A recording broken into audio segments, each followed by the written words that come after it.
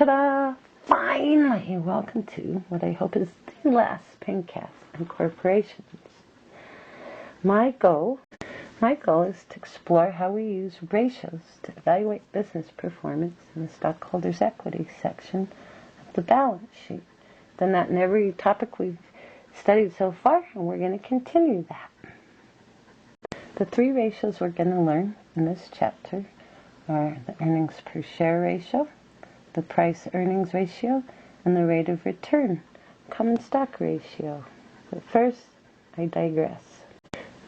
You'll recall from Chapter 1 in 1110 that we make financial statements so we can pass them to external users, and external users use them in the decision-making process. Do they want to invest in us or not? During the course of 1120 so far, we learned a few ratios. In Chapter 10, we learned asset turnover. Chapter 12, we didn't learn any that were particular to partnerships. And in Chapter 13, we're going to learn earnings per share ratio, the price-earnings ratio, and the return on common stock. There's a problem on the final where these ratios are calculated, and I see students losing way too many points for really simple calculations. So I'm going to make it a point to draw your attention as we move through where these ratios are, and then when we get to financial analysis chapter, they will be more familiar to you, and they're all listed on the same page. Our focus in this Pencast is going to be on the Chapter 13 ratios. I shouldn't use chapter references. I should use names, chapters, chains. So let's take that off and use ratios to evaluate corporations. It's the first time I fell into that trap is right now, and I'm not going to do that. So we have planned assets and corporation ratios. Earnings per share, price-earnings ratio, and rate of return. We're going to start with the earnings per share ratio, always called EPS. And I'll tell you what, this is the most widely used ratio to evaluate how a business is doing. And what it does is it says, let's take net income and subtract the amount that belongs to preferred stockholders, and that would be their preferred stock dividends, and divide that by the weighted average number of shares of common stock outstanding. And what that gives you is the earnings per share, the net income per share by stock. So it's a per share amount, earnings per share of the common stockholders, the residual owners of our business. They're the ones that will always get what's left. Let's talk a little bit about this formula. First of all, net income. Net income comes right from the income statement, and there are no changes made to it. It's just net income. And from that, we subtract preferred stock dividends, because that is the amount of preferred stock, or that is the amount of net income that belongs to our preferred stockholders. Everything else is available for the common stockholders. Well, since you're using an income statement number on top and a balance sheet number on the bottom, whenever you see that lineup, we almost always do an average. For purposes of this course, we're going to take our beginning number of shares of common stock plus our ending number of shares of common stock for the period and divide by 2 to get a weighted average share of common stock. You get a little bit more intense on how you calculate that in more advanced courses, but we're going to leave it simple for this introductory course to financial accounting. Let me write down some numbers for you and we'll work through this. Here's our facts. On our income statement for our business, it showed we earned $200,000. On our balance sheet, we can look at the common stock outstanding numbers, and we see that our beginning outstanding number of shares is 50,000, and our ending outstanding number of shares is 75,000. We can also see on our statement of retained earnings that we paid a dividend to preferred shareholders in the amount of 6,000. Notice I'm not including the common stock amount, just the amount for preferred stockholders. Taking our formula, net income is 200,000.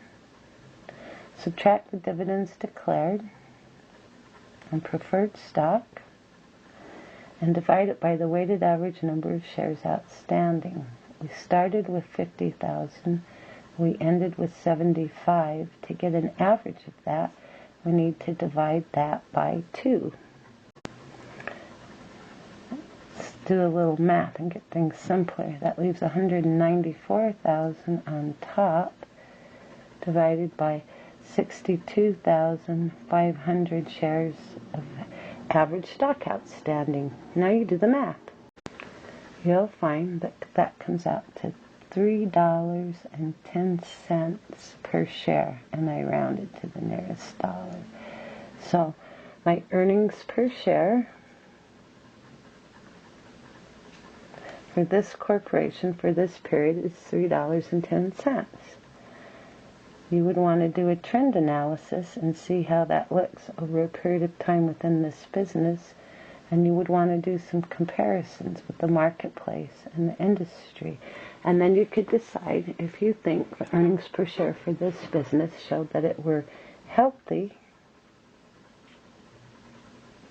or if it were cause for concern, helping you make your investment decision. Let's move on to the price-earnings ratio.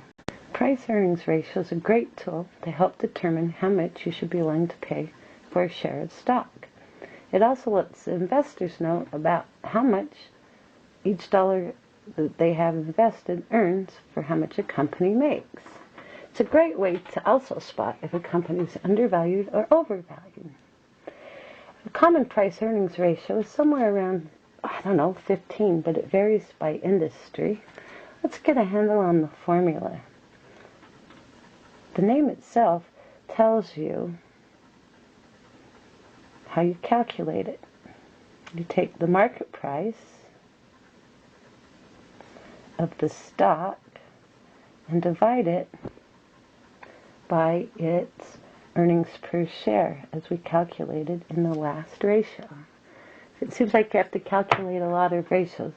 It's not really true, because earnings per share is printed right on the face of an income statement. So, our formula is to take market price divided by earnings price per share. Let's get some facts. So our formula is market price divided by earnings per share, and our facts say our stock is selling for $50 a share, and our earnings per share is $3.10, like we calculated above. What is our price-earnings ratio? Put me on hold, calculate it, and come on back. The number is $16.12. What this tells you is that for every dollar our stock earned, we're paying $16.12. To really know what this means is, first of all, the norm's around 14.15, so that seems good. But I would like to do a trend analysis on my business, look at this ratio over the last 5 years, and I'd like to do an industry comparison with my biggest competitors and decide if I think my company's doing well, or if this ratio is showing signs of my company being soft. Oh, there's our earnings per share ratio and our price earnings ratio. Let's move on to our last ratio. And that is our rate of return on our common stock. It's also shortened to be return on equity. You'll often see the ratio written like that. And what it does is it shows the relationship between net income that's available to our common stockholders and how much they have in common equity invested in the business. Let me write down the formula. First of all, remember it's for common stockholders. So we'll take net income from the financial statement and subtract from that any money that was paid out to the preferred shareholders by way of dividends. And we'll divide that by the average amount of common stockholders' equity. Again, notice one number coming from the income statement, one number coming from the balance sheet, so the balance sheet being averaged. And this will give you a percent. And this percent tells you how much you're getting, what kind of a return you're getting on the money you have invested in this business. Let's give you some facts and we'll calculate a return on equity number. Here's our facts. We have net income of $200,000. Preferred dividends paid is $6,000. Our common stock at the beginning and the end. Our preferred stock at the beginning and the end. Our retained earnings, beginning of the end, and our total.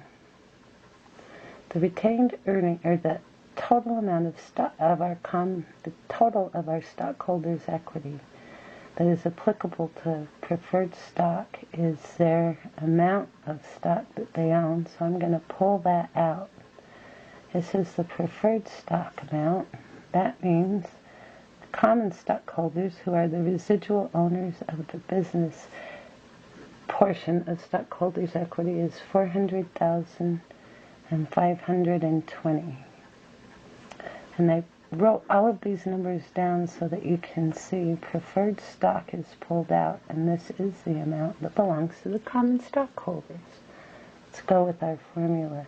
Net income, $200,000, minus the amount paid to preferred stockholders of $6,000, divided by our average investment in this business, which is $400,000 plus $520,000. Take that and divide that by 2. Let's bring it down to more simple then. 194 divided by 920 divided by 2. That equals 460,000. Now we're ready to calculate the ratio.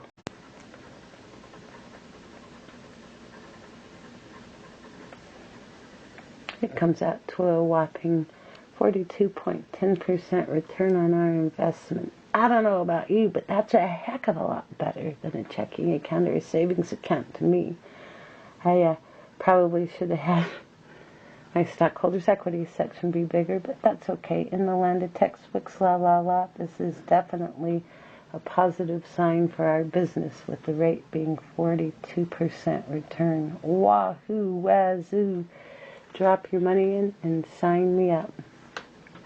Again, you would want to do a trend analysis on this, and industry and market comparisons to decide if you feel like we're moving in a good direction or a not so good direction.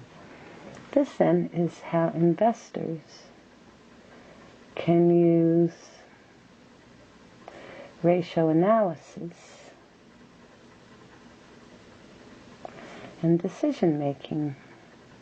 Spend a little time making sure you understand the ratios from each chapter and how to calculate them. It'll pan out big on the final.